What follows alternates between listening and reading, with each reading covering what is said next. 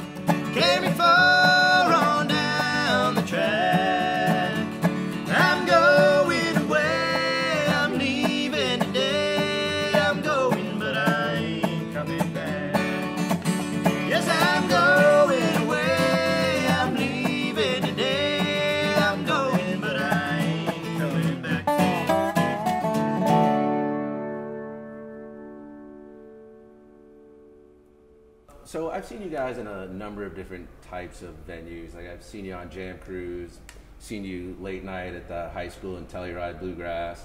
And I've also seen you do more, I guess for lack of a better word, formal, kind of more sit-down shows. I guess I was wondering, how much do you talk about tailoring your approach depending on the show, and how much of it is just, hey, we're the Stringdusters, what you see is what you get? You know, it's mostly that. It's mostly the latter. I mean, what you see is what you get. We do our show and hope that people enjoy it. And, you know, hopefully whatever kind of venue you're playing in, it can accommodate whatever people want to do to enjoy the show, whether that be dance or maybe find a place to sit and watch the show. You know, the places we like to play the most are the ones where you can kind of do both. There's like a dance floor and then maybe there's a balcony. People can sit and watch the show if they want to, you know, but... you know, when we first started, we would kind of tailor the show a little bit more depending on the venue, but now it's kind of, you know, we kind of do what we do. We kind of do what we do, and you know, as far as like actually playing goes, there's a tendency sometimes when you're playing in like the real party stand-up rooms, you know, you want to kind of be aware of not sort of just slamming on the guitar, and so there is like a kind of reminder every now and again, okay, let's not, in my mind anyway, I'm thinking, okay, I don't want to be banging on it too hard. Try to keep it the same sort of way, and because it's then what usually ends up happening is because it's already so intense, but then you go beyond intense and it becomes frantic. Yeah. Well, and you know, we record every show, and so you know, when we're playing, it's like you've got in mind entertain the crowd, and then to a certain extent, you also just want it to sound good. You know, when somebody's just listening to the recording of it the next day too. So, you know, we just try and do our thing. Play is, you know, quality but high energy, and And regardless of where we are, we try and do the String Dusters. Do you think recording every show somehow makes you more disciplined in any way, or not? Yeah, I think because of that reason. Because sometimes you go back to a show and you hear it, and it's out there for the world to hear, and you're listening to something going, and you're convincing yourself, going, yes, that worked in the moment. That really did work in the moment. Yeah. But what's going on in your head is going, God, I wish I didn't play that. Don't play that anymore. Yeah. So I tell you, the recording shows is great for the fans. It's great for us because you can listen to yourself and hear what's working after the fact. Because your perspective when you're playing is very different than when you're just relaxing at home the next day or whatever. Sure. And you want it to sound good in all of that. So that's the goal. Well, one of the things I'm always struck by when I see you guys, and this thought has come to me a number of times, is that when you guys are up there, there's a sort of camaraderie that reminds me of an athletic team, of a sports team. Like, you're always kind of pushing, if you're a solo in, then everyone's kind of like trying to lift you up, and even when you're singing. And I don't know, does anyone ever mention that to you, or does that make sense to you in any way? We hear that a lot. Oh, and because there is this, and that really happened when we went from the microphones to the pickups. It was really natural for us to sort of, like, whoever was, I mean, what's less, like, it's really unnatural to me anyway to be like standing in like a straight line playing sort of music, facing out, like, whereas, if you're jamming with people, you're kind of getting in, and you're kind of, it almost is kind of like a team. It is a team, absolutely, actually. And so that sort of happened naturally when we were freed up with the pickups and we were able to kind of move away from the mics, and all of a sudden we just naturally started to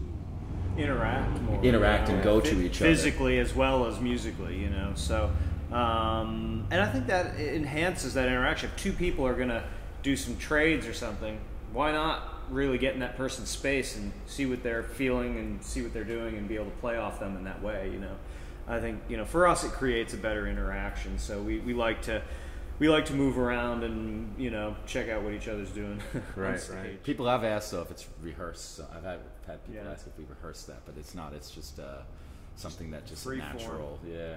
Yeah, I mean, like Flat and Scruggs, for example, they're all singing around one mic. They really had to nail down who was doing what, or else they'd be knocking into each other all the time. Yeah, and there's something really cool visually about that, and then when everyone went on to separate mics, the tone can be good, but you lose some of that that maybe interaction. At least we did. It works a lot for some bands, great, but for us, I think it's better to have that freedom to move about. So yeah, I mean, and that's that moving in and out of the microphone that Flat and Scruggs did really informs the sound of like bluegrass music. Sure. What people play and how they play, and so it really shaped the dynamic of bluegrass music. Really, the way that especially in all of it, but in the rhythm guitar. I mean, the way the rhythm guitar kind of swells in and out around vocals, I think, was really because they were coming in and out of a microphone. Right. And now we do that when we're not around one microphone, just as part of the style. Right. So it's a cool evolution.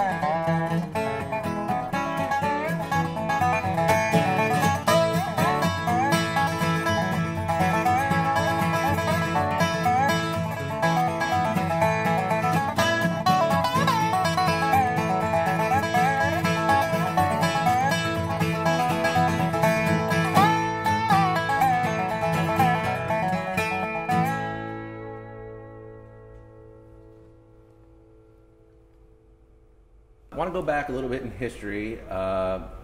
First time I saw the band, they had Chris Eldridge was in the band, and I mean, he's been gone, what, 7 years now? I think so, yeah. And I wanted to ask you both, I'll start with you, Andy Falco. There must have been, you know, a lot of pressure and a lot of uneasiness because, you know, Critter's such a great musician, and, you know, you guys really didn't miss a beat maybe for a little while, and then you came back stronger than ever. I was just curious to know, like, how difficult was that for you to step in there? You know, it was made really easy because we've all been friends for so many years, and I think that, you know, when I was gonna take over the job, you know, I hung out with Critter, you know, anyway a lot, but we like worked on a lot of the stuff together, and sort of it really helped. And then these guys were just always so welcoming, and, you know, I mean, we were all old friends. I mean, we had known each other at that point for many years, even at that point. Yeah. So there was a lot, you know, obviously they were just really welcoming and everything, and Chris was, you know, amazing in helping me just sort of transition into the position, and so that took a lot of those pressures I think that would normally be there off. I think, you know, but yeah, I mean, there were big shoes to fill, and, you know, I think that it was just, you know, and that's always a scary position to be in, you know, no matter what. But, you know, that's a pretty cool thing. I didn't actually think about that in a long time, that the departing guitar player, you know, helps the new person kind of come in, and sometimes the circumstances, the dynamics don't allow for that, you know, but in our situation, you know, everything's cool, and Kurt wanted to move on to do the Punch Brothers, which is obviously exactly where he should be, and but for him to come and be able to, like, help you kind of get situated in the Stringdusters is pretty cool. I mean, it gave me a really unique sort of introduction to the Stringdusters music. I mean, to be able to, you know, sometimes like in the past when you're hired by a band and you're going on tour with somebody and you're learning the music from the record, I mean, you're listening to the parts and trying to, but in this case, I mean, I'm sitting with the guy who played the parts, and he's going, well, here's what I do, and, you know, and Critter's always got such unique voicings and fingerings for stuff, and he's just such an amazing, interesting player. But, you know, so it gave me a great starting point to say, all right, well, that's how that goes, and, you know. And what about for sort of the rest of the band? How big of a transition was it for you guys? It went really smooth. I remember the first show, I think, was at Pago's Four Corners. Yeah, we did this festival in Colorado called Four Corners Folk Festival, and we got up on stage, you know, and you're kind of nervous. You get it's new, and the first big solo Andy took, I think he got a standing ovation, and so we're like, oh, okay, well, I guess we're good here.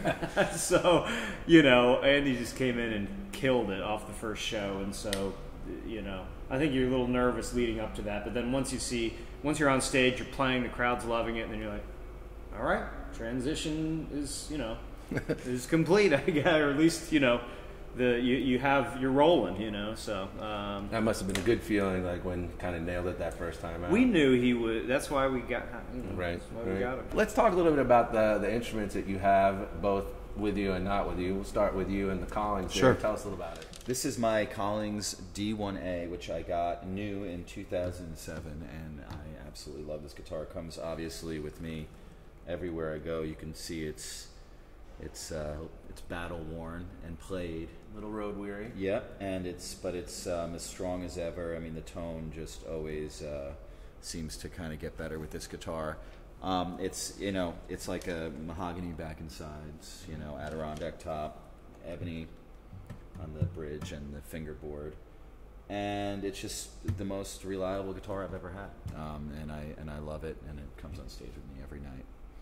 And what else do you have in your arsenal? I know that I read a story where you did actually a very nice reflection about Doc Watson that you wrote, and you said he inspired you really to play like the pickup flat picking, and then you went out and got an HD28. I started with an HD28, and I got that guitar and had that and played that in pretty hard. That almost had holes in the top too. Yeah. And then from there, I bought a Martin D20, 1957 Martin D28. So I sort of sold that HD28 and got the old one, and I used that, and still use it. You know, sometimes when I'm not doing a pickup situation or for recording, because that one has the Brazilian back and sides. Right. You know, and it's a D28 and it has a different tonal characteristics than this. that sometimes are great for recording or whatever, and so I'll use that, you know, often with that too. But those are like my two sort of main axes that I.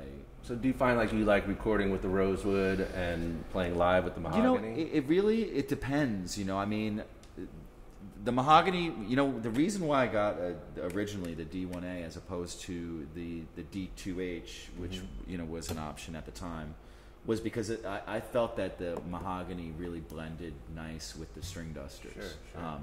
I thought that that sort of tighter tone and more, you know, a little bit less sort of low end sort of really gave it a fit well in the mix. And so and I think it still does, you know. And so that's why I really like it. But yeah, for recording, sometimes it depends on the song and depends on the configurations. But you know, there's something about that old Martin sound that they sound great too. So, but I've done, you know, on our records that they're, you know, this guitar is represented probably at least as much as my D28. And what about what's in your arsenal? Show us a little bit about this one. Yeah, so this is Meredith. A guy named Tudor Meredith builds these in Alabama. And he builds resonator guitars and custom rifles. Those are his two things that he does. I don't have one of the rifles yet, but I do have a couple of his guitars. This is all maple. And I kind of designed this with him. We were trying to do something a little different. And actually the bracing on this one is interesting. It's carbon fiber, these like cloth strips on the back. So there's no wood. The back is not braced with any wood at all. It's like literally a super thin just strip of carbon fiber, and it kind of makes the back like resonate more. It gives it actually a little more bass, and so yeah, this is maple, you know, flame maple. Lovely figuring on if you want to hold up the back. Show the people. It's real nice. Yeah, it's got a beautiful piece of wood that he was able to use for this, and you know, he does great stuff. And so maple, you know, for resonator guitars has a nice sustain. You know, it's got a lot of sustain. And I have another Meredith that's all mahogany that I use. I keep tuned to open D. So this is, you know, the G tuning Dobro, and then the other one I use is tuned to the low D tuning, which is good for some kind of growly blues. It's a lower sort of sound, a little looser strings, and just gets a really neat tone for certain things. So I bring those two on the road with me. At home I have some other things. I've got a 1929 National square neck tricone that I love to record with. It has that, you know, great for Hawaiian or blues, and some lap steels, a variety of lap steels, Weizenborn, and you know, the cool thing about slide is there's just a lot of different types. You know what I mean? Sure. Different tunings you can use, and but yeah, the two I bring with the Stringdusters are these two Merediths, and he does an awesome job. And I've had these for, I don't know, 10 years maybe. At least the mahogany one I probably had 10 years. This I probably had 5 or 6 maybe. And you know, with resonator guitars, this is like now is sort of the heyday of the building of them. You know, like you don't see very many people playing old Dobros unless they're doing like a throwback type of sound. You know, right? Like Jerry Douglas is doing his Earls of Leicester, and he uses an old Dobro for that because the sound works for that.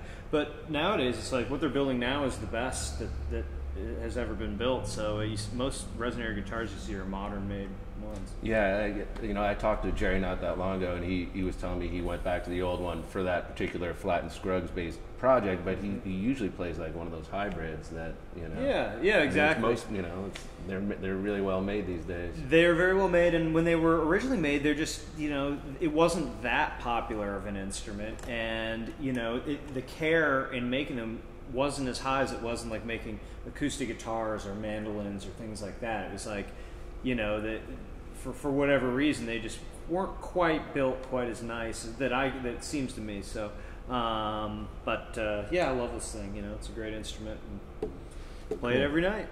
All right, here's one I learned from my brother Tom, who learned it from Taj Mahal. It's one called Fishin Blues. 1, 2, 3, go.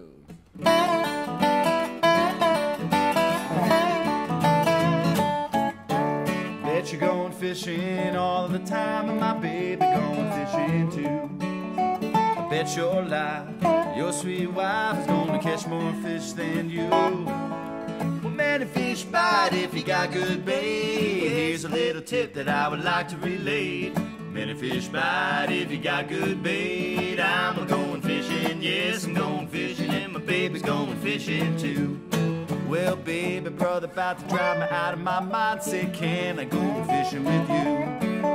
I brought him down to my favorite fishing hole, and what do you think that he did do? Caught a great big striper at the bottom of the bay, and he laughed and screamed because he said, hey, hey, and a fish bite if you got good bait. I'm going fishing, yes, I'm going fishing, and my baby's going fishing too.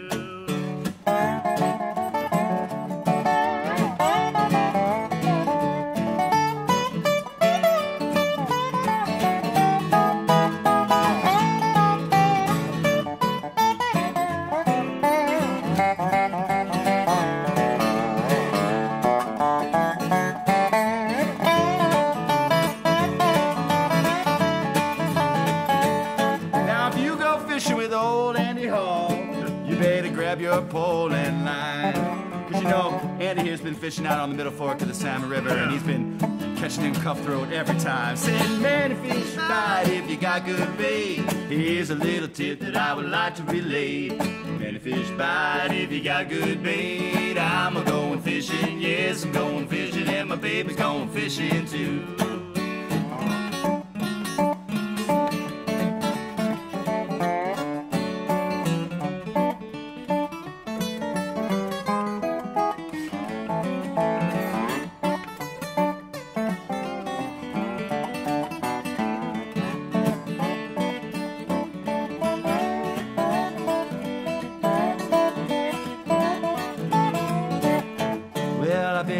Fishing all the time, my baby going fishing too. I bet your life, your sweet wife's gonna catch more fish than you. But man, if fish bite if you got good bait. Here's a little tip that I would like to relay. Man, if fish bite if you got good bait. I'm going fishing, yes, I'm going fishing, and my baby going fishing too. Yes, I'm going fishing, yes, I'm going fishing, and my baby going fishing too.